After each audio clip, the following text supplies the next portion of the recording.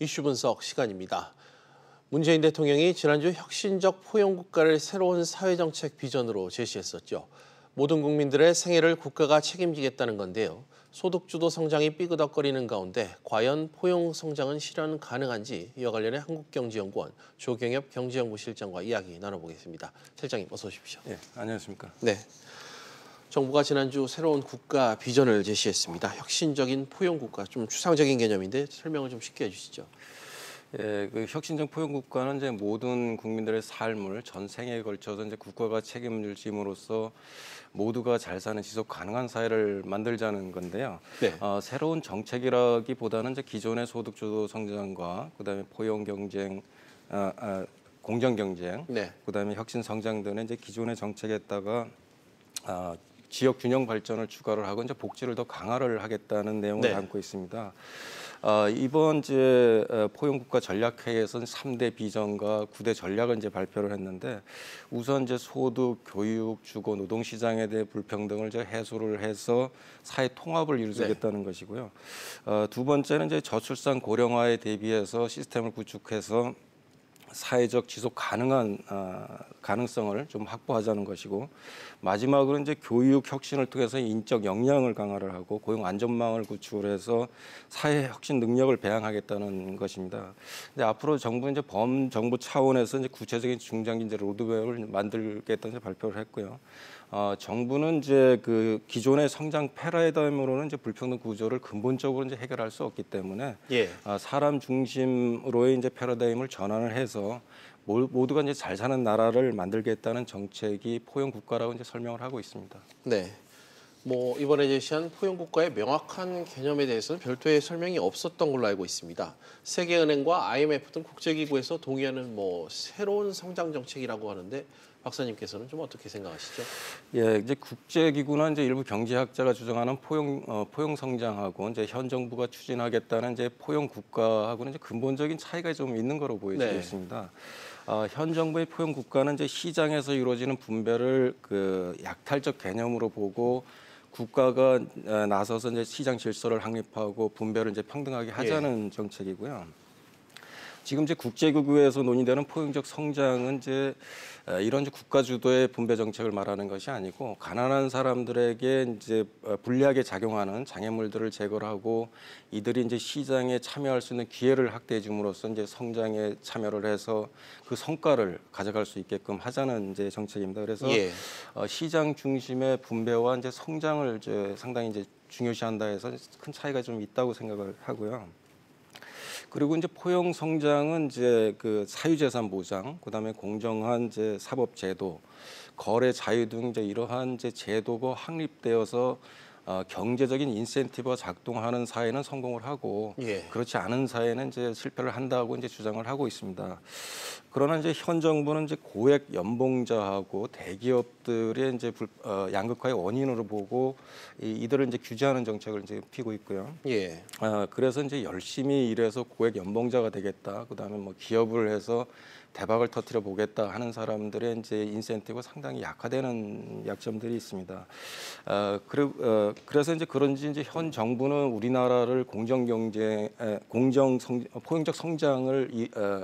포용적 성장을 이제 실패한 나라로 규정을 하는 반면에 이런 이제 그 국제기구 보고서나 MIT 교수의 그 에이스 모글러 교수의 이제 국가는 왜 실패하는가를 보면 우리나라가 이런 이제 포용적 성장을 이룬 아주 모범적인 국가로 평가를 하고 있습니다. 그래요. 어쨌든 이제 현 정부가 이제 포용 국가가 이제 현 정부의 포용적 국가가 국제기구가 말하는 이 포용적 성장을 추구한다면 좀 이해의 폭을 좀 넓히고 그다음에 이러한 정책이 우리나라에서 작동할 수 있는지를 좀 더 세밀히 검토를 해야 된다고 생각을 합니다. 국제기구에서 말하는 포용적 성장과는 좀 간극이 있다, 좀 다듬을 필요가 있다 이런 얘기를 해주신 것 같고요. 구체적으로 언급된 내용들이 있습니다. 고등학교 무상교육, 또 기초연금 인상 등 각종 그 복지, 일자리 방안을 대내적으로 좀 내놨는데 저희가 매번 이런 얘기할 때마다 거론하는 게 바로 재원 아니겠습니까? 이 부분을 좀 어떻게 봐야 될까요? 그 재원 조달도 문제지만 이제 우선 그 요람에서 무덤까지 국가가 이제 보장하겠다는 이제 과거에 그 실패한 삼인주의 복지 정책을 이제 답습하는 것 같아서 좀 우려감이 좀 있습니다. 그 3인주의 복지 정책은 이제 추진하던 이제 영국이나 그 독일, 스웨덴 같은 나라들이 이제 복지병으로 이제 사회 역동성이 급격히 떨어지고 복지 지출을 감당하지 못해서 재정 위기에 이제 직면하면서 1980년대부터 이제 대대적인 복지 정책을 개혁을 했던 실패한 사례로 이제 꼽히고 있습니다. 예. 그래서 이제 복지 정책은 이제 5년의 그 임기라는 게 단기적인 이런 시각에서는 정책을 펴는 게 아니고 좀 장기적인 관점에서 재원 조달의 가능성이라든가 그 정책의 이제 효과성 등을 좀 엄밀히 따져보고 이제 돼야 된다고 생각을 합니다. 지금 이제 대선 공약만 해도 이제 178조 원에 달하고 취임 이후에도 새로운 이제 복지 정책이 도입이 됐고 현재 포용 국가를 추진한다면서 기존의 이제 복지 정책을 상당히 또 강화를 하고 있지 않습니까? 네. 그렇기 때문에 이제 임기 이후에 우리가 이런 것을 이제 감당할 수 있을지가 이제 상당히 걱정이 되고 있는데요. 현재 재원 조달도 뭐 구체적으로 방안이 없는 것 같고 단지 이제 추가 세수 60조 원을 믿고 이런 것들을 이제 추진하는 거로 이제 느껴지고 있는데요. 네. 이렇게 복지 지출을 계속해서 늘린다면 현재 한 2030년 중반 정도 되면 현재 이제 북유럽 국가의 복지 수준까지 우리가 올라가게 되고 그렇게 되면 한 조세 부담률 한 35%까지 이제 부담을 해야 됩니다. 예, 현재 말하는 이제 부자 증세 말하는 도저히 감당이 안 되는 수준이죠. 그리고 또 효과성 측면에서 보더라도 고교 무상교육이나 아동수당 등 이런 무상복지 같은 경우는 수혜 대상자가 저소득층보다는 고소득층이 한 1.7배 정도 이제 많은 거로 추정이 되고 있어서 결국은 이제 소득 재분배에도 그렇게 큰 효과가 없는 것으로 이제 평가가 되고 있습니다. 그래서 어쨌든 이제 복지를 강화하겠다고 하면 구체적인 재원도 조달 계획을 수립을 하고 국민들이 이제 얼마나 부담할지를 이제 정확히 알리고 국민들의 동의를 얻는 이제 그것이 이제 선행이 돼야 된다고 생각합니다. 알겠습니다. 이런 가운데 지난 6일 소득주도 성장 특위도 출범식을 갖고 본격 활동에 들어갔습니다. 소득주도 성장 논란이 여전한데 과연 성과를 낼 수 있을까요? 글쎄요, 그 뭐 변한 게 아무것도 없는데 성과가 나겠습니까? 그래서 그 검증되지 않은 이론을 정책으로 채택한 것도 이제 문제지만 소득주도 성장 정책은 이제 우리나라 같이 이제 대외 의존도가 높고 그다음에 영세 중소기업 중심의 산업 생태계와 이제 고용 구조를 가진 나라에서는 어차피 작동이 안 되고 실패할 수밖에 없는 정책이었습니다. 정부는 이제 자본과 그 노동의 이제 소득 불평등이 양극화와 이제 현재 그 저성장의 이제 원인으로 진단을 하고 이를 해결하기 위해서는 대기업에서 이제 중소기업으로 그다음에 수출 주도에서 내수 중심으로 그다음에 투자에서 소비로 이제 패러다임을 전환을 해야 한다면서 이제 소득 주도 성장론을 이제 좀 더 강하게 밀어붙이고 있는데요. 근데 본인들도 뭔가 좀 혼동을 하고 있지 않나 하는 생각이 좀 드는 게요. 낙수 효과가 없다고 하면서 이제 대기업에서 중소기업으로 부를 이전을 해야 된다고 이제 얘기를 하지 않습니까? 그런데 최근 이제 고용 쇼크가 발생을 했을 때 자동차나 조선산업의 구조 조정의 여파가 중소기업이나 자영업자로 이제 확산이 돼서 이제 나타났다고 설명을 하고 있습니다. 그러고도 이제 낙수 효과가 없다고 하는 건 사실 어불성설이라고 생각을 하고요. 그리고 소득주도 성장 정책으로 경기가 침체됐다고 이제 비판을 하니까 지난해 10월달에 이제 수출이 500억 달러를 넘은 사상 최대로 이제 많이 증가를 했다면서 경기 침체가 아니라고 또 설명을 하고 있습니다. 그러니까 수출 주도에서 내수 중심으로 옮기자면서도 이런 설명을 하는 것은 또 앞뒤가 안 맞는 설명이고요. 이에 따라서 이제 소득 주도 성장 정책을 시장적으로 이제 대폭 수정하지 않는다면 현재와 같은 이제 고용 쇼크하고 분배 쇼크가 이제 계속해서 일어날 거로 보입니다. 네. 그런가 하면 또 지난주 야당에서 좀 눈에 띄는 주장이 하나 있었죠. 자유한국당에서 나온 소득주도 성장을 비판하는 대안일까요? 출산주도 성장이 나왔는데 이 부분에 대해서는 좀 어떻게 생각하십니까? 글쎄요, 뭐 지금 아직 구체적인 계획이 이제 발표가 안 돼서 이제 평가하기는 좀 이른 감은 있지만, 뭐 성장 정책이라기보다는 이제 하나의 복지 정책에 불과하지 않나 이런 생각이 듭니다. 그러니까 어쨌든 우리나라 출산율이 작년에 1.05를 기록하고 올해 이제 1 이하로 떨어진다고 하니까 출산율 이제 재고 정책은 상당히 우리가 중요한 정책이라고 할 수가 있습니다. 근데 김성태 이제 대표가 출산 장려금 2천만 원을 지급하고 출산 후 20년간 이제 1억 원을 지급하다고 발표했는데, 그래서 그 재정 낭비만 초래하지 출산율 제고에는 이제 도움이 안 될 거로 보이는데요.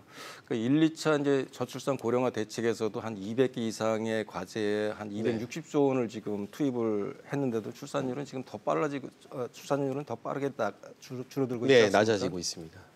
출산율 하락은 이제 청년 실업, 이제 부동산 문제, 교육 문제, 성인식 전환 뭐 이런 것들이 이제 사회 경제적 여러 가지 요인들이 복합적으로 얽혀서 나타나는 문제이기 때문에 재정으로서 이제 해결할 수 있는 문제가 아니라고 생각을 합니다. 근데 뭐 현 정부 이제 소득주도 성장 정책을 견제하고 이제 그 대안으로 출산주도 성장 정책을 꺼낸 것으로 보이는데 이제 너무 급조된 감이 있고 또 국민들의 동의도 얻기 힘들다고 생각을 하고요. 그다음에 뭐 보수 우파를 대변하는 제1야당이 이러한 정책을 내는 건 좀 실망스러운 감도 좀 있습니다. 알겠습니다. 마지막입니다. 우리 경제에 어려움이 좀 꼬일 대로 꼬여 있는 상황 아니겠습니까? 마지막으로 정부가 좀 최우선으로 좀 보완해야 될 정책 과제나 제언이 있다면 한 말씀 부탁드릴게요. 예, 현재 이제 난국을 헤쳐가기 위해서는 이제 미국의 경제 정책을 좀 벤치마크 좀 했으면 하는 생각이 듭니다. 미국은 현재 완전 고용을 구가하고 있고 이제 2분기 성장률이 1분기에 비해서 4.2%나 증가를 하지 않았습니까? 이에 반해서 우리는 이제 뭐 기록이라도 가로치우듯이 이제 고용 사정은 계속해서 악화되고 2분기 성장률도 이제 전분기 대비 0.6%에 이제 그치고 있습니다. 경제 규모가 이제 우리보다 한 13배나 이제 많은 미국이 우리보다 빠르게 이제 성장을 하는 데는 규제 개혁하고 이제 법인세 인하가 있다고 저는 생각을 하고 있습니다. 트럼프 행정부는 이제 규제를 하나를 신설하게 되면 2개를 없애야 되는 자동 규제 감축 제도를 이제 도입을 했고, 법인세는 이제 35%에서 21%로 낮추고 이제 글로벌 기업들이 해외에서 번 소득을 국내로 송금을 할 때 이제 비과세하는 이제 제도로 전환을 했습니다. 이에 따라서는 미국으로 이제 자본이 쏠리면서 투자가 증가하고 일자리가 늘어나고 경제가 이제 빠르게 성장하는 있는 것으로 이제 그렇게 평가가 되고 있기 때문에 우리도 이제 자동 규제 그 감축 제도를 도입해서 진입 장벽을 낮추고 경쟁을 좀 더 촉진하는 한편 신기술이나 또 신산업 같은 경우에는 선허용, 후규제 방법으로 전환을 좀 해야 될 것 같고요. 그리고 법인세를 좀 더 인하를 하고 그다음에 해외에서 번 소득을 국내로 들어오기 위해서는 또 비과세하는 이런 제도로 좀 선진국처럼 바꿔야 될 필요가 있고, 그리고 노동개혁을 통해서 우리나라가 이제 투자하기 좋은 환경이라는 걸 좀 알리는 것이 시급하지 않나 생각합니다.